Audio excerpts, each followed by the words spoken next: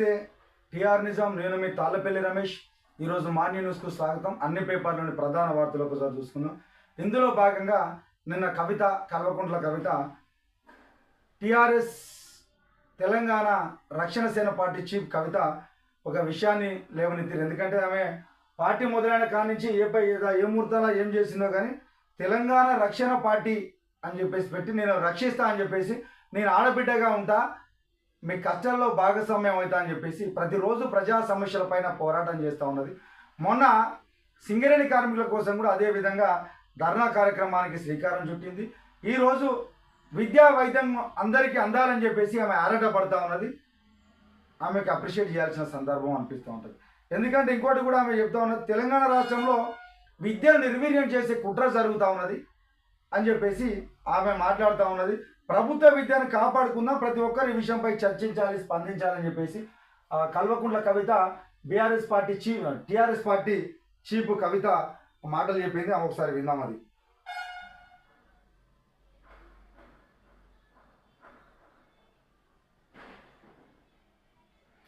తెలంగాణ రాష్ట్రంలోని విద్యను ప్రైవేటీకరించేందుకు ముఖ్యమంత్రి రేవంత్ రెడ్డి కుట్ర చేస్తారు. విద్యా కమిషన్ రిపోర్టు పేరుతో రాష్ట్రంలో 23,000 ప్రభుత్వ పాఠశాలను 4,000 పాఠశాలను కుదించే ప్రయత్నాన్ని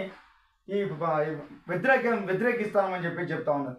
అంటే మొన్న ఆకునూరి మురళి గారు విద్యా కమిషన్ చైర్మన్గా ఉండి ఒక నివేదిక అయితే తయారు చేసిండు. దానికి సంబంధించి ప్రభుత్వము 27,000 ప్రభుత్వ పాఠశాలను నుంచి 4,000 వరకు కుదించేటువంటి ఆలోచన చేస్తుంది. దీన్ని వ్యతిరేకిస్తామని చెప్పేసి చెప్తాను. వాస్తవానికి ప్రతి ఒక్కరు విద్య గురించి మాట్లాడుకోవాల్సిన అవసరం ఉన్నది.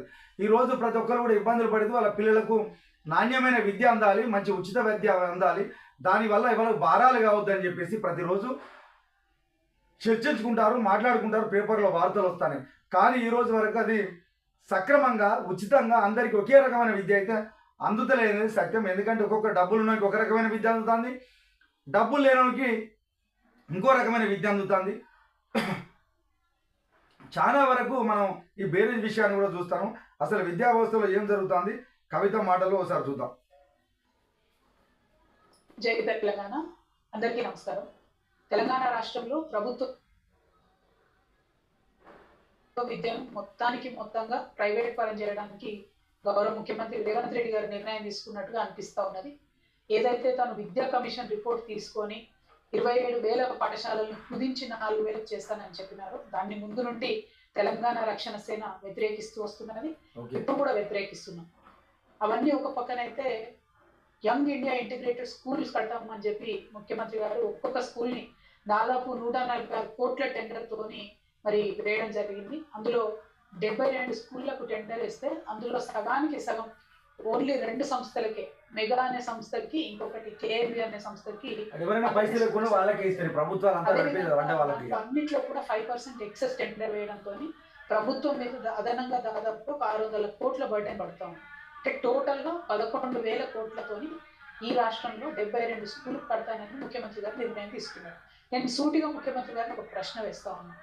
మీరు 30 నెలల తర్వాత ఇప్పుడు టెండర్ చేసి ఇప్పుడు కట్టడం మొదలు పెడితే మీరు పరిపాలించేటటువంటి కాలంలో ఈ స్కూల్ పూర్తవుతాయా? అవుతుందనే నమ్మకం అయితే మాకు లేదు. ఏ స్కూల్స్ చూసినా వాస్తవానికి కూడా అదే అనిపిస్తూ ఉంటుంది. ఎవరైనా కూడా టెండర్లు ఎవరికి ఇస్తారు, ఎవరైతే పైసలు ఉన్నాయో వాళ్ళకే ఇచ్చేసి నడుపుతూ ఉంటారు. వాస్తవానికి ఏంటంటే ఒక మంచి బోత్తరమైన ప్రణాళిక చేసింది. కానీ ముఖ్యమంత్రి గారు మీరు ఇటువంటి దాంట్లో ఇన్ని డబ్బులు అవసరం పడతా అంటే మరి ఇంత బడ్జెట్ లేదంటారు, ఎట్లా సాధ్యమవుతుంది? ఇంకోటి కూడా మీరు ఉండేది కాలం 30 నెలలు అయిపోయింది, దగ్గర 3 సంవత్సరాలు అయిపోయింది. వాళ్ళ స్కూల్ కడితే కూడా ఇంకా 3 సంవత్సరాలు పట్టే ఆస్కారం ఉంటుంది. అప్పటి వరకు మీరు ఉంటారా, మరి దీన్ని అమలు చేస్తారా, చేయరా అని చెప్పేసి కవితకైతే ప్రశ్నించేటువంటి సందర్భం. తెలంగాణ గ్రామాలలోకి ప్రైవేట్ స్కూళ్ళని ఇన్వైట్ చేయడానికి, అది కూడా ఎవరు ప్రైవేట్ కార్పొరేట్ స్కూళ్ళని, ఎమ్మెల్యేలు కూడా పోయి దాన్ని ఇనాగ్రేషన్ పోతా ఉన్నారు. ఎమ్మెల్యేలు కూడా ప్రైవేట్ స్కూల్ ఇనాగ్రేషన్ పోతా ఉన్నారు. బడ్జెట్ స్కూళ్ళకు ఉన్న అప్పులు రిలీజ్ చేస్తే ఎన్నో వందలాది స్కూళ్ళు కూడా బాగుపడతాయి. కానీ మీరు వాటిని చంపేస్తున్నారు. కేవలం కార్పొరేట్ స్కూళ్ళకు మీరు ఎర్రదివా చేసి ఊళ్ళలోకి పిలిపించే ప్రయత్నం చేస్తున్నారు. దీన్ని మేము తీవ్రంగా వ్యతిరేకిస్తా ఉన్నాం.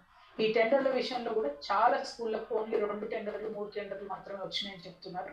దానివల్ల టోటల్గా ఈ సిస్టమ్ అంతా రింగ్ అయిందని చెప్పి నేను కాదు, వెలుగు పత్రిక రాసింది. ఆ వెలుగు పత్రికలో కూడా ఒక కాంగ్రెస్ ఎంపీ గారు రాసే ఎంపీ గారి పత్రికనే మరి, మాదైతే కాదు. కాబట్టి మరి వెలుగు పత్రిక రాసినటువంటి వ్యాసం చూసైనా ఖచ్చితంగా ఈ టెండర్లో ఏం గోల్మాల్ జరిగింది, ఏం జరిగింది అనే విషయం ముఖ్యమంత్రి గారు ప్రజలకు తెలియజేయాలని చెప్పి నేను డిమాండ్ చేస్తా ఉన్నాను. ఇంకొక మాట, తెలంగాణ రక్షణ సేన పదే పదే చెప్తూ వచ్చింది, బడి ఎంత ముఖ్యమో గుడి ఎంత ముఖ్యమో బడి ఎంత ముఖ్యమని మేము చెప్తూ వచ్చినాం. ఇవాళ బళ్ళల్లో ఊర్లలో పరిస్థితి ఎట్లా ఉందంటే, జూన్ 12 నాడు స్కూల్ స్టార్ట్ అయితే ఆల్మోస్ట్ ఇవాళ జూలై ఒక నెల అయిపోయింది, ఇప్పటి వరకు కూడా స్కూల్ డ్రెస్సులు రాలేదు. చాలా చోట్ల చినిపోయినటువంటి బట్టలతోని పేద పిల్లలు స్కూల్లోకి వెళ్తున్నటువంటి పరిస్థితి ఉంది. మరి ఇది కరెక్టేనా? ఇది న్యాయమేనా? వాస్తవానికి ఇది ఆలోచించాల్సిన విషయమే. ఎందుకంటే చాలా దిక్కుల కొద్దిమంది స్కూళ్ళకి ఇంకా నోట్స్ కూడా రాలేదు, తల్లిదండ్రులు గురుకులాలలో కూడా కొన్ని దిక్కులలో రాలేదు. మరి తల్లిదండ్రులు అది ఇబ్బంది అయ్యే సందర్భం ఉన్నది. మరి ఇప్పటికే మీరు ఆగస్టు స్టార్ట్ అవుతుంటే కూడా మీ స్కూల్ డ్రెస్సులు అందియలేని సందర్భంలో ఉన్నారని చెప్పేసి మాట్లాడతారు. దీనికి సమాధానం ప్రభుత్వం చెప్పాల్సిన అవసరం అయితే ఖచ్చితంగా ఉండదు. ఎందుకంటే ఈరోజు మేము ప్రజాప్రభుత్వం అందరికంటే బాగా చేస్తామని చెప్పేటువంటి మీరు మరి లోపాలను ఎందుకు ఇంతవరకు అరికట్టలేకపోతా ఉన్నారో ఒకసారి చూసుకోవాలని చెప్పేసి టీఆర్ నిజం నుంచి గుర్తు చేస్తా ఉన్నాం. వాస్తవానికి ఈరోజు ప్రజా సమస్యలను వెలికి తీయడంలో ప్రతిపక్షాలు భాగస్వామ్యాలు కావాల్సిన అవసరం ఉన్నది.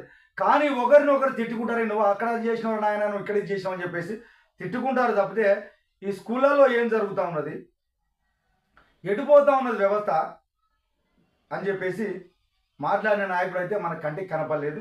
దీనికి సంబంధించింది కవితక్క మాత్రం ఆ స్కూళ్ళ పైన మీరు చేసే లోపాలను ఎత్తి చూపినందుకు టీఆర్ నిజం నుంచి ధన్యవాదాలు తెలియజేస్తాను. ఎందుకంటే ఈ రోజు ఉన్నోళ్ళంతా ఈ గవర్నమెంట్ స్కూళ్ళల్లో మ్యాక్సిమం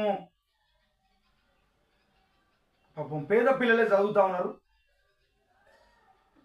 కాబట్టి వాళ్ళతో మాట్లాడడానికి ఒక నాయకుడు కావాలి. ఆ నాయకుడు మనకు కనపడతలేడు, కవితక్క రూపంలో వచ్చిందని చెప్పేసి ఆశిద్దాం. ఎందుకంటే ఇక కొన్ని తప్పులు ఉంటాయి కాబట్టి దాన్ని ఏమంటే ఇది వేరే దగ్గర ఉంటే ఏం కాదు, కానీ ఇప్పుడు విద్యా సంవత్సరాలు అయిపోతూ ఉంటే చాలా ఇబ్బందులు అయ్యే సందర్భాలు ఉంటాయి. కాబట్టి ఖచ్చితంగా ఈ ప్రభుత్వాలు ఏదైతే ప్రైవేటీకరణ చేద్దామని ఆలోచన ఉన్నదని చెప్పేసి కవితక్క భావించిందో అలాంటిది ఉంటే మాత్రం తీసేయాలి. ఎందుకంటే ఈ విద్యను వ్యాపారం చేయొద్దని చెప్పేసి అంత తల్లిదండ్రుల పక్షాన అడుగుతా ఉన్న ప్రతి ఒక్క ప్రతిపక్షాలు కూడా ఈరోజు ఆ పిల్లల చదువు కోసం ఆలోచించాలని చెప్పేసి, ఆ పిల్లల భవిష్యత్తు కోసం ఆలోచించాలని చెప్పేసి టీఆర్ నిజం నుంచి గుర్తు చేస్తూ, నిజంగా మీకు ప్రేమే ఉంటే ఆ పిల్లలను ఆ స్కూళ్ళకు సంబంధించిన బుక్స్ కానీ మిగతా మెటీరియల్ అందియాలని చెప్పేసి గుర్తు చేస్తాం.